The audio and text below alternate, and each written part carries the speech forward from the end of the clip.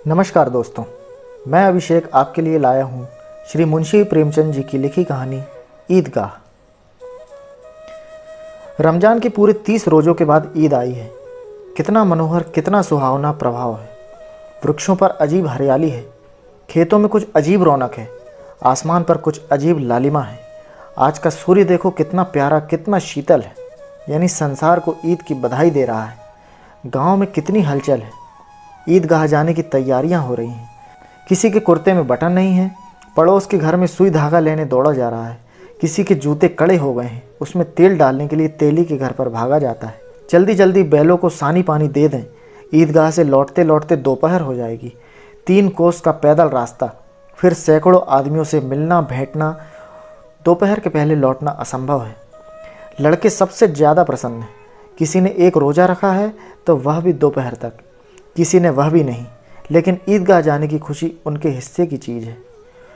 रोज़े बड़े बूढ़ों के लिए होंगे, इनके लिए तो ईद है। रोज़ ईद का नाम रटते थे, आज वह आ गई। अब जल्दी पड़ी है कि लोग ईदगाह क्यों नहीं चलते। इन्हें गृहस्थी चिंताओं से क्या प्रयोजन। सेवैयों के लिए दूध और शक्कर घर में है या नहीं, इनकी बला से ये तो सेवैया खाएंगे। वह क्या जाने कि अब्बा जान क्यों बदहवास चौधरी कायम अली के घर दौड़े जा रहे हैं। उन्हें क्या खबर कि चौधरी आंखें बदल ले तो यह सारी ईद मुहर्रम हो जाए। उनकी अपनी जेबों में तो कुबेर का धन भरा हुआ है। बार बार जेब से अपना खजाना निकाल कर गिनते हैं और खुश होकर फिर रख लेते हैं। महमूद गिनता है, 1 2 10 12, उसके पास 12 पैसे हैं। मोहसिन के पास 1 2 3 8 9 15 पैसे हैं।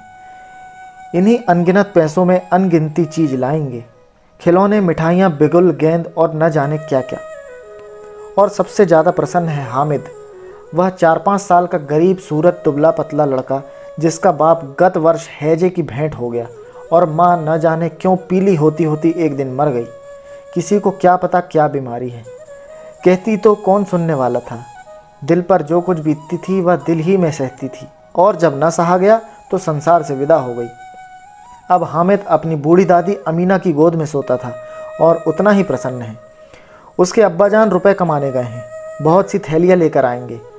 अम्मी जान अल्लाह मियाँ के घर से उसके लिए बड़ी अच्छी अच्छी चीज़ें लाने गई हैं, इसलिए हामिद प्रसन्न है। आशा तो बड़ी चीज़ है, और फिर बच्चों की आशा, उनकी कल्पना तो राई का पर्वत बना लेती है। हामिद के पाँव में जूते नहीं हैं, सिर पर एक पुरानी धुरानी टोपी है जिसका गोला काला पड़ गया है। वह फिर भी प्रसन्न है। जब उसके अब्बाजान थैलियों और अम्मी जान नियमतें लेकर आएंगे तो वह दिल से अनुमान निकाल लेगा। तब देखेगा मोहसिन, नूरे और सम्मी कहाँ से उतने पैसे निकालेंगे। अभागिन अमीना अपनी कोठरी में बैठी रो रही है। आज ईद का दिन, उसके घर में दाना नहीं। आज आबिद होता तो क्या इसी तरह ईद आती और चली जाती। इस अंधकार और निराशा में वह डूबी जा रही है। किसने बुलाया था इस निगोड़ी ईद को।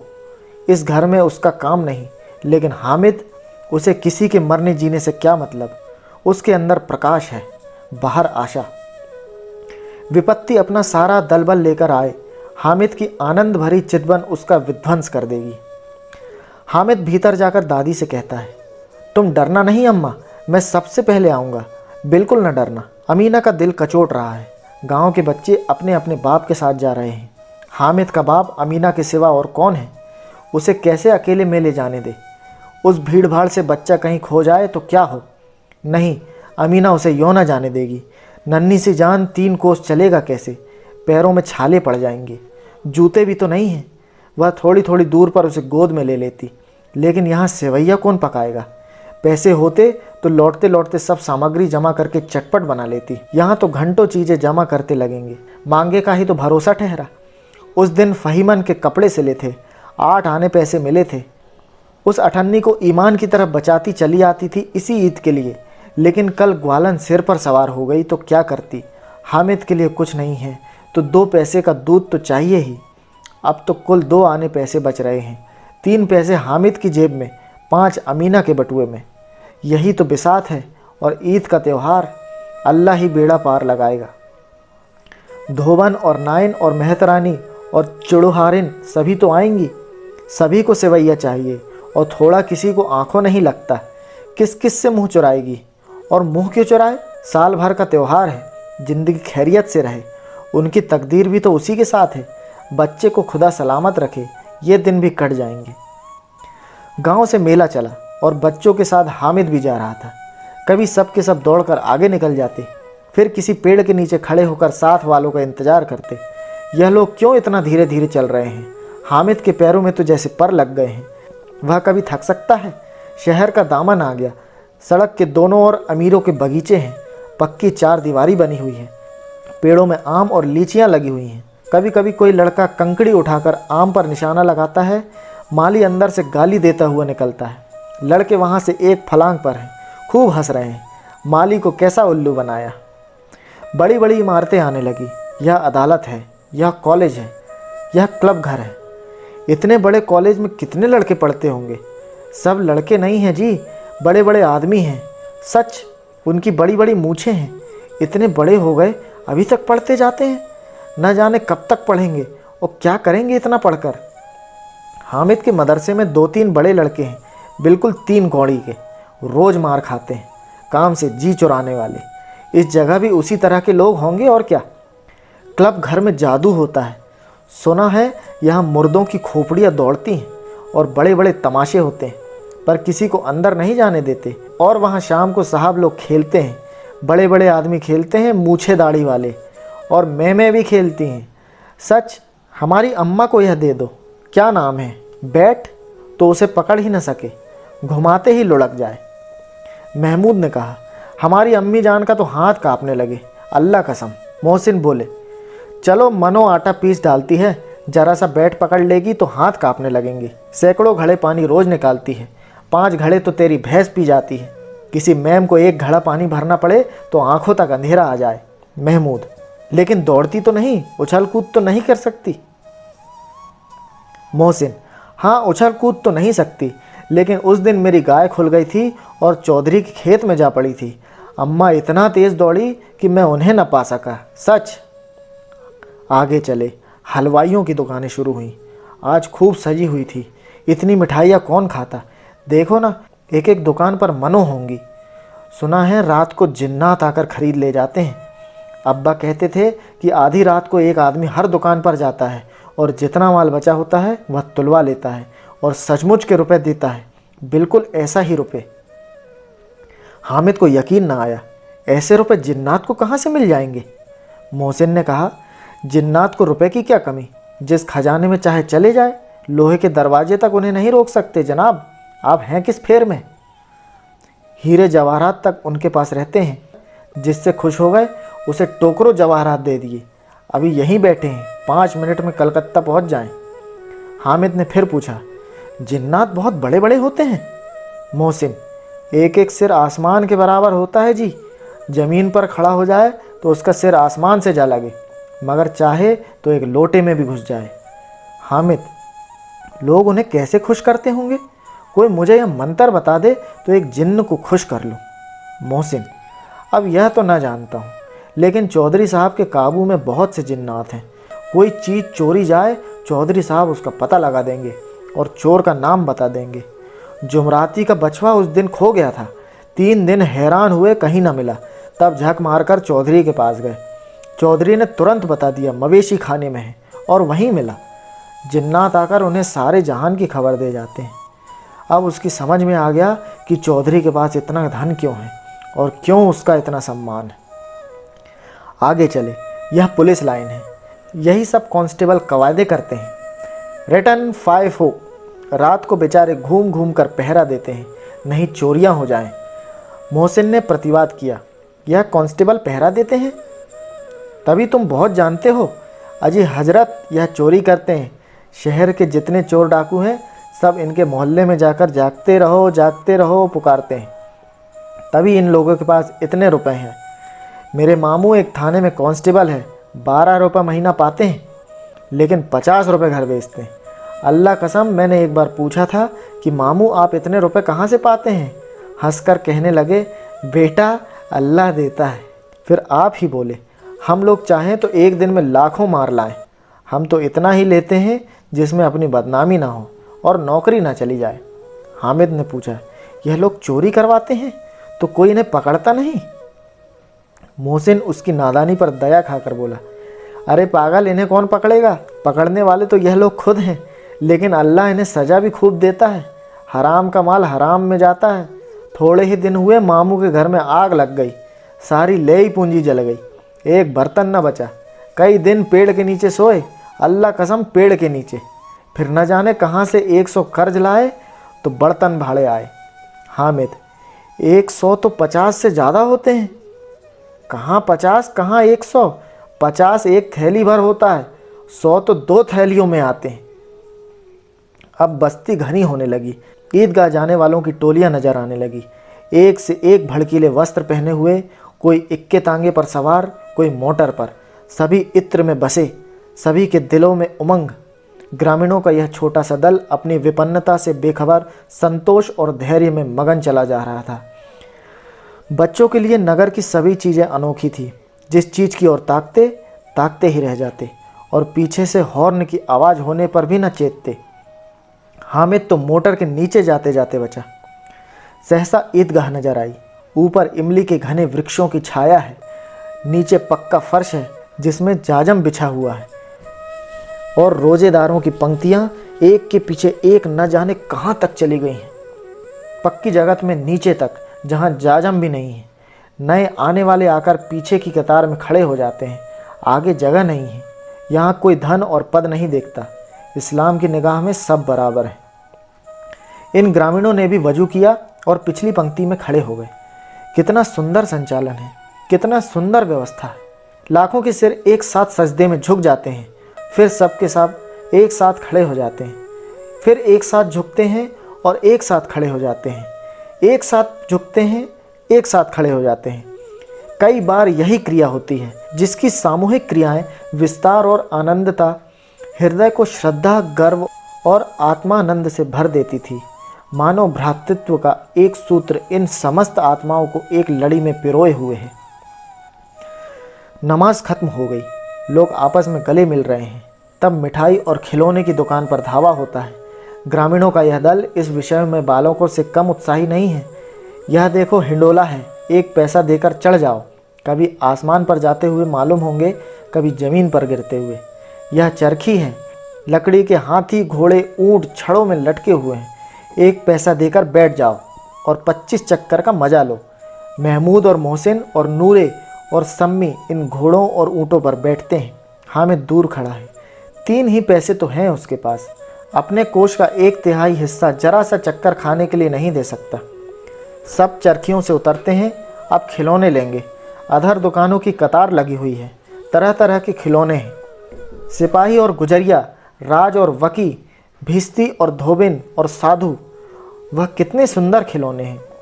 महमूद सिपाही लेता है, खाकी वर्दी और लाल पगड़ी वाला, कंधे पर बंदूक रखे हुए। मालूम होता है अभी कवायद किए चला आ रहा है। मोहसिन को भिस्ती पसंद आया, कमर झुकी हुई है, ऊपर मशक रखे हुए हैं। मशक का मुंह एक हाथ से पकड़े हुए हैं। कितना प्रसन्न है, शायद कोई गीत गा रहा है। बस मशक से पानी अड़ेला ही चाहता है। नूरे को वकील से प्रेम है, कैसी विद्वता है उसके मुख पर।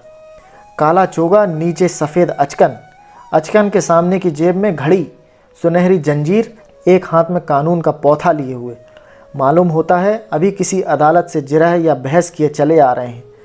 यह सब 2-2 पैसे के खिलौने हैं। हामिद के पास कुल 3 पैसे हैं। इतने महंगे खिलौने वह कैसे ले?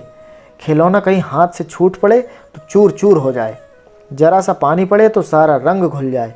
ऐसे खिलौने लेकर वह क्या करेगा, किस काम के? मोहसिन कहता है मेरा भिस्ती रोज़ पानी दे जाएगा शान सवेरे। महमूद और मेरा सिपाही घर का पहरा देगा और कोई चोर आएगा तो फौरन बंदूक से फैर कर देगा। नूरे और मेरा वकील खूब मुकदमा लड़ेगा। सम्मी और मेरी धोबिन रोज़ कपड़े धोएगी। हामिद खिलौनों की निंदा करता है, मिट्टी ही के तो हैं, गिरे तो चकनाचूर हो जाएं। लेकिन ललचाती हुई आंखों से खिलौनों को देख रहा है और चाहता है कि जरा देर के लिए उन्हें हाथ में ले सकता है। उसके हाथ अनायास ही लपकते हैं। लेकिन लड़के इतने त्यागी नहीं होते हैं, विशेषकर जब अभी नया शौक है। हामिद ललचाता रह जाता है। खिलौनों के बाद मिठाइयाँ आती हैं। किसी ने रेवड़ियाँ ली हैं, किसी ने गुलाब जामुन, किसी ने सोहन हलवा। मज़े से खा रहे हैं। हामिद बिरादरी से पृथक है। अभागे के पास 3 पैसे हैं, क्यों नहीं कुछ लेकर खाता? ललचाई आंखों से सबकी ओर देखता है। मोहसिन कहता है, हामिद रेवड़ी ले जा, कितनी खुशबूदार है। हामिद को संदेह हुआ, यह केवल क्रूर विनोद है, मोहसिन इतना उदार नहीं है। लेकिन यह जानकर भी वह उसके पास जाता है। मोहसिन दोने से एक रेवड़ी निकालकर हामिद की ओर बढ़ाता है। हामिद हाथ फैलाता है। मोहसिन रेवड़ी अपने मुंह में रख लेता है। महमूद, नूरे और सम्मी खूब तालियां बजा बजा कर हंसते हैं। हामिद खिसिया जाता है। मोहसिन, अच्छा अब की ज़रूर देंगे हामिद, अल्लाह कसम ले जा। हामिद, रखे रहो, क्या मेरे पास पैसे नहीं हैं? सम्मी, 3 ही पैसे तो हैं, 3 पैसे में क्या क्या लोगे? महमूद, हमसे गुलाब जामुन ले जाओ हामिद, मोमिन बदमाश है। हामिद, मिठाई कौन बड़ी नेमत है, मिठाई कौन बड़ी नेमत है, किताब में इसकी कितनी बुराइयां लिखी हैं। मोहसिन, लेकिन दिल में कह रहे होगे कि मिले तो खा लें, अपने पैसे क्यों नहीं निकालते? महमूद, समझते हैं इसकी चालाकी, जब हमारे सारे पैसे खर्च हो जाएंगे तो हमें ललचा ललचा कर खाएगा। मिठाइयों के बाद कुछ दुकानें लोहे की चीज़ों की, कुछ गिलट और कुछ नकली गहनों की। लड़कों के लिए यह कोई आकर्षण न था, वे सब आगे बढ़ जाते हैं। हामिद लोहे की दुकान पर रुक जाता है। कई चिमटे रखे हुए हैं। उसे ख्याल आया, दादी के पास चिमटा नहीं है। तवे से रोटियां उतारती हैं तो हाथ जल जाता है। अगर वह चिमटा लेकर दादी को दे दे तो वह कितनी प्रसन्न होगी, फिर उनकी उंगलियां भी कभी ना जलेंगी। घर में एक काम की चीज़ हो जाएगी। खिलौनों से क्या फ़ायदा, व्यर्थ में पैसे खराब होता है। ज़रा देर ही तो खुशी होती है, फिर तो खिलौने को कोई आंख उठाकर नहीं देखता। यह तो घर पहुँचते पहुँचते टूट फूट बराबर हो जाएंगे। चिमटा कितने काम की चीज़ है। रोटियां तवे से उतार लो, चूल्हे में सेक लो, कोई आग मांगने आए तो चटपट चूल्हे से आग निकाल कर उसको दे दो। अम्मा बेचारी को कहाँ फुर्सत है कि बाजार आए और इतने पैसे ही कहाँ मिलते हैं, रोज़ हाथ जला लेती है। हामिद के साथी आगे बढ़ गए। सबील पर सबके सब शरबत पी रहे हैं। देखो सब कितने लालची हैं, इतनी मिठाइयाँ ली, मुझे किसी ने एक भी न दी। उस पर कहते हैं मेरे साथ खेलो, मेरा यह काम करो। अब अगर किसी ने कोई काम करने को कहा तो पूछूंगा, खाए मिठाइयाँ, अपना मुंह सड़ेगा, फोड़े फुंसियाँ निकलेंगी, आप ही जबान चटोरी हो जाएगी। तब घर से पैसे चुराएंगे और मार खाएंगे। किताब में झूठी बातें थोड़ी ही लिखी हैं, मेरी जबान क्यों ख़राब होगी। अम्मा चिमटा देखते ही दौड़कर मेरे हाथ से ले लेगी और कहेगी, मेरा बच्चा अम्मा के लिए चिमटा ले आया है, कितना अच्छा लड़का है। इन लोगों के खिलौने पर कौन इन्हें दुआएं देगा। बड़ों की दुआएं सीधे अल्लाह के दरबार में पहुंचती हैं और तुरंत सुनी जाती हैं। मैं भी इनसे मिजाज क्यों सहूँ, मैं गरीब सही, किसी से कुछ मांगने तो नहीं जाता। आखिर अब्बा जान कभी ना कभी आएंगे, अम्मा भी आएंगी ही। फिर इन लोगों से पूछूंगा कितने खिलौने लोगे, एक एक को टोकरियाँ खिलौने दे दूंगा और दिखा दूं कि दोस्तों के साथ इस तरह का सलूक किया जाता है। यह नहीं कि एक पैसे की रेवड़ियाँ ले ली तो चिढ़ा चिढ़ा कर खाने लगे। सब के सब हंसेंगे कि हामिद ने चिमटा लिया है, हंसें मेरी बला से। उसने दुकानदार से पूछा, यह चिमटा कितने का है? दुकानदार ने उसकी ओर देखा और कोई आदमी साथ न देखकर कहा, तुम्हारे काम का नहीं है जी। बिकाऊ है कि नहीं? बिकाऊ क्यों नहीं है और यहाँ क्यों लाद लाए हैं? तो बताते क्यों नहीं, कै पैसे का है? 6 पैसे लगेंगे। हामिद का दिल बैठ गया।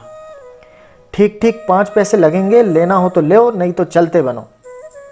हामिद ने कलेजा मजबूत करके कहा, 3 पैसे लोगे? यह कहता हुआ वह आगे बढ़ गया कि दुकानदार की घुड़कियाँ न सुने। लेकिन दुकानदार ने घुड़कियाँ नहीं दी, बुलाकर चिमटा दे दिया। हामिद ने उसे इस तरह कंधे पर रखा मानो बंदूक है और शान से अकड़ता हुआ संगियों के पास आया। जरा सुने सब के सब क्या आलोचनाएं करते हैं। मोहसिन ने हंसकर कहा, यह चिमटा क्यों लाया पगले, इसे क्या करेगा? हामिद ने चिमटे को ज़मीन पर पटक कर कहा, जरा अपना भिश्ती ज़मीन पर गिरा दो, सारी पसलियाँ चूर चूर हो जाएं। महमूद बोला, तो यह चिमटा कोई खिलौना है? हामिद, खिलौना क्यों नहीं है, अभी कंधे पर रखा बंदूक हो गई, हाथ में ले लिया फ़कीरों का चिमटा हो गया। चाहूँ तो इसे मजीरे का काम ले सकता हूँ। एक चिमटा जमा दूँ तो तुम लोगों के सारे खिलौने की जान निकल जाए। तुम्हारे खिलौने कितने ही जोर लगाएं, मेरी चिमटे का बाल भी बाका नहीं कर सकते। मेरा बहादुर शेर चिमटा है। सम्मी ने खंजरी ले ली, प्रभावित होकर बोला, मेरी खंजरी से बदलोगे, 2 आने की है। हामिद ने खंजरी की ओर उपेक्षा से देखा, मेरा चिमटा चाहे तो तुम्हारी खंजरी का पेट फाड़ डाले। बस एक चमड़े की झिल्ली लगा दी, ढप ढप बोलने लगी, जरा सा पानी लग जाए तो ख़त्म हो जाए। मेरा बहादुर चिमटा आग में, पानी में, आंधी में, तूफान में बराबर डटा खड़ा रहेगा। चिमटे ने सभी को मोहित कर लिया। अब पैसे किसके पास धरे हैं। फिर मेले से दूर निकल आए हैं। 9 कब के बज गए। धूप तेज हो रही है। घर पहुंचने की जल्दी हो रही है। बाप से जिद भी करे तो चिमटा नहीं मिल सकता। हामिद है बड़ा चालाक, इसलिए बदमाश ने अपने पैसे बचा रखे थे। अब बालकों के 2 दल हो गए हैं। मोहसिन, मोहम्मद, सम्मी और नूरे एक तरफ हैं, हामिद अकेला दूसरी तरफ। शास्त्रार्थ हो रहा है। सम्मी तो विधर्मी हो गया, दूसरे पक्ष से जा मिला, लेकिन मोहसिन, महमूद और नूरे भी हामिद से 1-1, 2-2 साल बड़े होने पर भी हामिद के आघातों से आतंकित हो उठे। उसके पास न्याय का बल है और नीति की शक्ति। एक और मिट्टी है, दूसरी और लोहा, जो इस वक्त अपने को फौलाद कह रहा है। वह अजय है, घातक है। अगर कोई शेर आ जाए, मियाँ भिस्ती के छक्के छूट जाएं, जो मियाँ सिपाही मिट्टी की बंदूक छोड़कर भागे, वकील साहब की नानी मर जाए, चोगे में मुंह छिपाकर ज़मीन पर लेट जाए, मगर यह चिमटा, यह बहादुर, यह रुस्तम हिंद लपक कर शेर की गर्दन पर सवार हो जाए और उसकी आंखें निकाल लेगा। मोहसिन ने एड़ी चोटी का जोर लगाकर कहा, अच्छा पानी तो नहीं भर सकता। हामिद ने चिमटे को सीधा खड़ा करके कहा, भिस्ती को एक डांट बताएगा तो दौड़ता हुआ पानी लाकर उसके द्वार पर छिड़कने लगेगा। मोहसिन परास्त हो गया, पर महमूद ने कुमुक पहुंचाई, अगर बच्चा पकड़ा जाए तो अदालत में बंधे बंधे फिरेंगे, तब तो वकील साहब के पैरों पड़ेंगे। हामिद इस प्रबल तर्क का जवाब न दे सका। उसने पूछा, हमें पकड़ने कौन आएगा? नूरे ने अकड़ कर कहा, यह सिपाही बंदूक वाला। हामिद ने मुंह चिढ़ा कर कहा, यह बेचारे हम बहादुर रुस्तम हिंद को पकड़ेंगे? अच्छा लाओ, अभी ज़रा कुश्ती हो जाए, इसकी सूरत देखकर दूर से भागेंगे, पकड़ेंगे क्या बेचारे? मोहसिन को एक नई चोट सूझ गई, तुम्हारे चिमटे का मुंह रोज़ आग में जलेगा। उसने समझा था कि हामिद लाजवाब हो जाएगा, लेकिन यह बात न हुई। हामिद ने तुरंत जवाब दिया, आग में बहादुर ही कूदते हैं जनाब। तुम्हारे यह वकील, सिपाही और भिस्ती लेडियों की तरह घर में घुस जाएंगे। आग में वह काम है जो यह रुस्तम हिंद ही कर सकता है। महमूद ने एक जोर लगाया, वकील साहब कुर्सी मेज पर बैठेंगे, तुम्हारा चिमटा तो बावर्ची खाने में ज़मीन पर पड़ा रहने के सिवा और क्या कर सकता है। इस तर्क ने सम्मी और नूरे को भी राजी कर दिया। कितने ठिकाने की बात कही है पट्टे ने, चिमटा बावर्ची खाने में पड़ा रहने के सिवा और क्या कर सकता है। हामिद को कोई फड़कता हुआ जवाब न सूझा तो उसने धांधली शुरू की, मेरा चिमटा बावर्ची खाने में नहीं रहेगा, वकील साहब कुर्सी पर बैठेंगे तो जाकर उन्हें ज़मीन पर पटक देगा और उनका कानून उनके पेट में डाल देगा। बात कुछ बनी नहीं, लेकिन कानून को पेट में डालने वाली बात छा गई। ऐसी छा गई कि तीनों सूरमा मुंह ताकते रह गए, मानो कोई धेलचा कान कौआ किसी गंडे वाले कनकौए को काट गया हो। कानून मुंह से बाहर निकलने वाली चीज़ है, उसको पेट के अंदर डाल दिया, जाना बेतुकी सी बात होने पर भी कुछ नयापन रखती है। हामिद ने मैदान मार लिया, उसका चिमटा रुस्तम हिंद है। अब इसने मोहसिन, महमूद, नूरे, सम्मी किसी को भी आपत्ति नहीं हो सकती। विजेता को हारने वालों से जो सत्कार मिलना स्वाभाविक है वह हामिद को भी मिला। औरों ने 3-3, 4-4 आने पैसे खर्च किए पर कोई काम की चीज़ न ला सका। हामिद ने 3 पैसे में रंग जमा लिया। सच ही तो है, खिलौनों का क्या भरोसा, टूट फूट जाएंगे। हामिद का चिमटा तो बना रहेगा बरसों। संधि की शर्तें तय होने लगी। मोहसिन ने कहा, जरा अपना चिमटा दो, हम भी देखें। तुम हमारा भिस्ती लेकर देखो। महमूद और नूरे ने भी अपने अपने खिलौने पेश किए। हामिद को इन शर्तों को मानने में कोई आपत्ति न थी। चिमटा बारी बारी से सबके हाथ में गया और उनके खिलौने बारी बारी से हामिद ने हाथ में लिए। कितने खूबसूरत खिलौने हैं। हामिद ने हारने वालों के आंसू पोंछे। मैं तुम्हें चिढ़ा रहा था, सच यह चिमटा भला इन खिलौनों की क्या बराबरी करेगा। मालूम होता है अब बोले, लेकिन मोहसिन की पार्टी को इस दिलासे से संतोष न होता। चिमटे का सिक्का खूब बैठ गया था। चिपका हुआ टिकट अब पानी से नहीं छूट रहा था। मोहसिन, लेकिन इन खिलौनों के लिए कोई हमें दुआ तो न देगा? महमूद, दुआ के लिए फिरते हो, उल्टे मार ना पड़े। अम्मा ज़रूर कहेंगी कि मेले में यही मिट्टी के खिलौने मिले। हामिद को स्वीकार करना पड़ा कि खिलौनों को देखकर किसी की माँ इतनी खुश न होगी जितनी दादी चिमटे को देखकर होगी।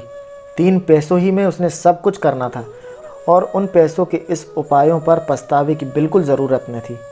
फिर अब तो चिमटा रुस्तम हिंद है और सभी खिलौनों का बादशाह है।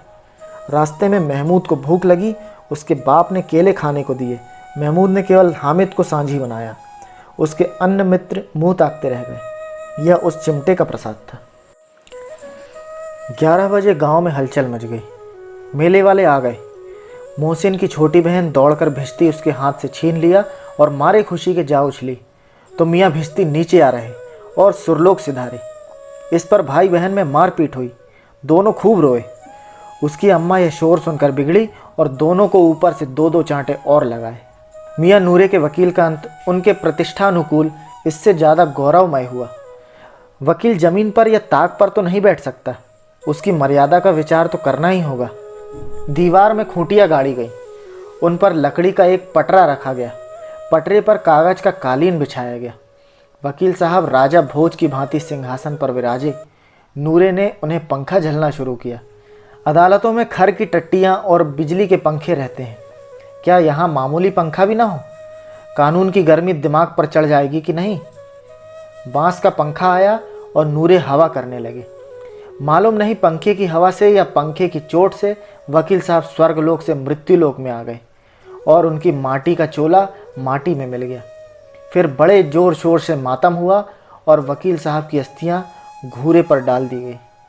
अब रहा महमूद का सिपाही, उसे चटपट गांव का पहरा देने का चार्ज मिल गया। लेकिन पुलिस का सिपाही कोई साधारण व्यक्ति तो नहीं, जो अपने पैरों चले वह पालकी पर चलेगा। एक टोकरी आई, उसमें कुछ लाल रंग के फटे पुराने चीथड़े बिछाए गए, जिसमें सिपाही साहब आराम से लेटे। नूरे ने यह टोकरी उठाई और अपने द्वार का चक्कर लगाने लगा। उनके दोनों छोटे भाई सिपाही की तरह छोने वाले जागते लहो पुकारते चले गए। मगर रात तो अंधेरी होनी चाहिए। नूरे को ठोकर लग जाती है, टोकरी उसके हाथ से छूटकर गिर पड़ती है और मियाँ सिपाही अपनी बंदूक लिए ज़मीन पर आ जाते हैं और उनकी एक टांग में विकार आ जाता है। महमूद को आज ज्ञात हुआ कि वह अच्छा डॉक्टर है। उसको ऐसा मरहम मिल गया है जिससे वह टूटी टांग को आनन फानन जोड़ सकता है। केवल गूलर का दूध चाहिए। गूलर का दूध आता है, टांग जवाब दे देती है। शल्य क्रिया असफल हुई, तब उसकी दूसरी टांग भी तोड़ दी जाती है। अब कम से कम एक जगह आराम से बैठ तो सकता है। एक टांग से तो न चल सकता था, न बैठ सकता था। अब वह सिपाही सन्यासी हो गया है। अपनी जगह पर बैठा बैठा पहरा देता है, कभी कभी देवता भी बन जाता है। उसके सिर का झालरदार साफा खुरस दिया गया है। अब उसका जितना रूपांतर चाहो कर सकते हो। कभी कभी तो उससे बाँट का काम भी लिया जाता है। अब मियाँ हामिद का हाल सुनिए। अमीना उसकी आवाज़ सुनते ही दौड़ी और उसे गोद में उठाकर प्यार करने लगी। सहसा उसके हाथ में चिमटा देखकर वह चौंकी। यह चिमटा कहाँ था? मैंने मोल लिया है। क्या पैसे में? 3 पैसे दिए। अमीना ने छाती पीट ली। यह कैसा बेसमझ लड़का है कि दोपहर हुआ, कुछ खाया न पिया, लाया क्या? चिमटा। सारे मेले में तुझे और कोई चीज़ ना मिली जो यह लोहे का चिमटा उठा लाया? हामिद ने अपराधी भाव से कहा, तुम्हारी उंगलियां तवे से जल जाती थी, इसलिए मैंने इसे लिया। बुढ़िया का क्रोध तुरंत स्नेह में बदल गया, और स्नेह भी वह नहीं जो प्रगल्भ होते हैं और अपनी सारी कसक शब्दों में बिखेर देते हैं। यह मूक स्नेह था, खूब ठोस, रस और स्वाद से भरा हुआ। बच्चे में कितना त्याग, कितना सद्भाव और कितना विवेक है। दूसरों के खिलौने लेते और मिठाई खाते देखकर इसका मन कितना ललचाया होगा। इतना जब्त इससे हुआ कैसे? वहाँ भी इसे अपनी बुढ़िया दादी की याद बनी रही। अमीना का मन गदगद हो गया। और अब एक बड़ी विचित्र बात हुई, हामिद के इस चिमटे से भी विचित्र। बच्चे हामिद ने बूढ़े हामिद का पार्ट खेला था। बुढ़िया अमीना बालिका अमीना बन गई। वह रोने लगी, दामन फैलाकर हामिद को दुआएं देती जाती थी और आंसू की बड़ी बड़ी बूंदें गिराती जाती थी। हामिद इसका रहस्य क्या समझता? दोस्तों, अभी आप सुन रहे थे श्री मुंशी प्रेमचंद जी की लिखी कहानी ईदगाह। बहुत ही जल्द मिलते हैं एक नई कहानी के साथ। तब तक के लिए नमस्कार।